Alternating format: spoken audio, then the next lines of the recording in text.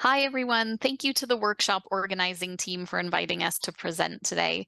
My name is Kate Murzin. I'm the Director of National Programs at Realize, a charitable organization in Toronto, Ontario, Canada, where our office sits on the traditional territory of the Wendat, the Anishinaabeg, the Haudenosaunee, the Métis, and the Mississaugas of the Credit First Nation. I'm also one of the founding members of the International Coalition of Older People with HIV, ICOPE HIV. I'm joined today by fellow founding member of ICOPE HIV and the executive director of the National AIDS Treatment Advocacy Project based in the US, Jules Levin. Hi, everybody. This is Jules. So we're here representing ICOPE HIV, which is a new grassroots network of people and organizations committed to improving care, optimizing quality of life, and fostering empowerment among older people living with HIV.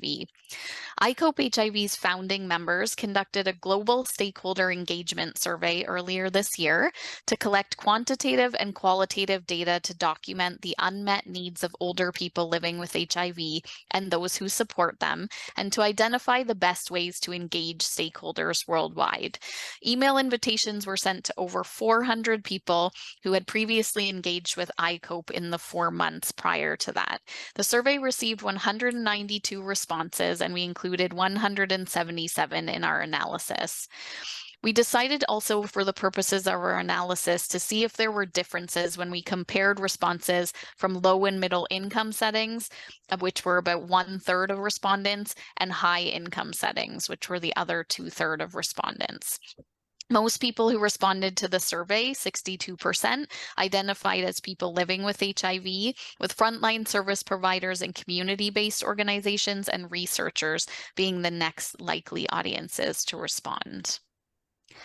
So we were interested first to know whether the unmet needs of older people living with HIV were being discussed where respondents lived. And when we look at the data here about whether these needs are being discussed by aging and older people living with HIV, about 58% of aging and older adults are talking about their unmet needs in high-income countries, compared to only 22% in low and middle income settings. As you can see here, it's the same pattern when we consider whether these unmet needs are being talked about by healthcare providers and those who write clinical care guidelines. There's more conversation happening among these stakeholders in high-income settings, though still less than 50% are talking about it a moderate amount or a great deal. While community and clinical conversations about these needs were more likely to be happening in high-income settings, we can clearly see from this graph that decision and policymakers across all settings are equally disengaged. This is problematic as it indicates poor preparedness to implement upstream approaches that can mitigate the factors contributing to these unmet needs. And lack of conversation about unmet needs isn't because there aren't any. Over half of respondents disagreed that the health and psychosocial needs of older people living with HIV were being met where they live, while only a small proportion agreed. And when we compare responses from those in high and low and middle income countries, we don't really see any differences. So we asked an open-ended question on the survey about what is the most significant need facing older people living with HIV in your region. And the data that we got here was really rich. We coded the responses to organize them into themes, which are shown here in the word cloud. For those who aren't familiar with this type of graphic, the bigger the word in the cloud, the more responses it represents. And we organize those themes according to ICOPE's priorities: care, quality of life, and empowerment. Among the most common care-related themes were prevention and management of comorbidities and limited access to comprehensive or coordinated care. And the importance of this theme was underscored by the quantitative findings. Respondents perceived that 62% of people living with HIV in low and middle income countries and 29% of those in high income countries are mostly unaware of their risk for developing health complications as they get older.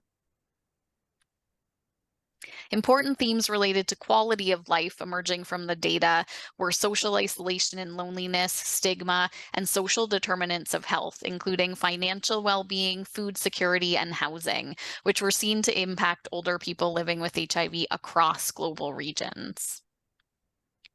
Finally, with respect to empowerment and education, respondents indicated that older people living with HIV need more education and information.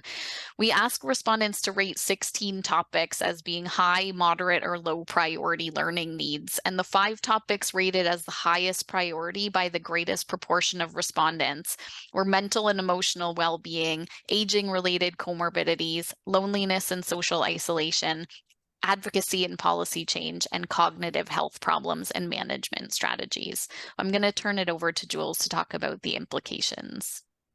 So I work personally with lots of people with HIV throughout the United States from all corners of the affected communities and in large numbers.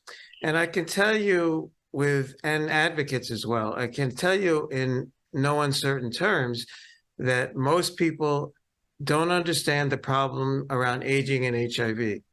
They don't understand that they need to be, that they have higher rates. Often they don't understand that they have higher rates of comorbidities than people without HIV, and earlier onset for things like heart disease, kidney disease, cognitive function, frailty, and bone disease. And then equally, they don't understand that they should be getting screenings. And it's recommended for screenings by IAS USA and the New York State Clinical Guidelines and other guidelines that people over 50 should be screened for bone mineral density testing, for frailty, for cognitive function, for mobility, for hearing, for vision, not to mention the usual tests of colon cancer, lung cancer, prostate, etc. So you could see here in this graphic very clearly that patient concerns are clear. They are concerned. 70% are concerned about cognitive health, 70% about loneliness and social isolation. To all of you know what loneliness and social isolation means, but people with HIV who are older are experiencing it. I'm 73. I'm experiencing all these things. I'm experiencing the loneliness and the social isolation. 73% here are concerned about aging-related comorbidities. I'm concerned about them. Mental health. The one thing not listed here is mortality. I think about mortality all the time, and the fact that I have so many comorbidities, how will it affect my mortality? And I don't know how many people with HIV in my position are thinking also about mortality. So what are the implications here? Globally and in the US, ICOPE is trying to address this problem by having these surveys and trying to promote education and awareness globally. That's what ICOPE plans to do. We're hoping and looking to get more funding from funders to expand what we do. Here in the United States, I and NATAB do a lot of this, but the movement and the actual movement ahead is very slow and limited, and I think that we have a long way to go. ICOPE has a global steering committee, which we're putting together now. We're looking for operational funding. We're trying to advance our objectives of policy advocacy globally and in all parts of the world, including Africa, Southeast Asia, India, the Far East, and the Philippines. We have many members from all over those areas. So we want to focus in on education and awareness around aging and comorbidities, and we want to promote policy advocacy with them. And of course, we want to increase education to educate them about all of this, and considering how difficult it is here in the United States, it's going to be that much more difficult globally. But that's what ICOPE plans to do. And that's what I do here in the United States. And again, it's very, very difficult to reach the community and educate them properly about what needs to be done and understand what the problem really is. And I want to thank Kate very much for her great presentation here.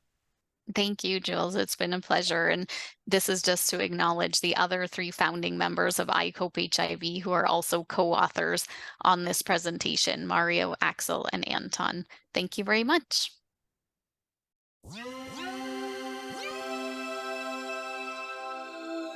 Yeah.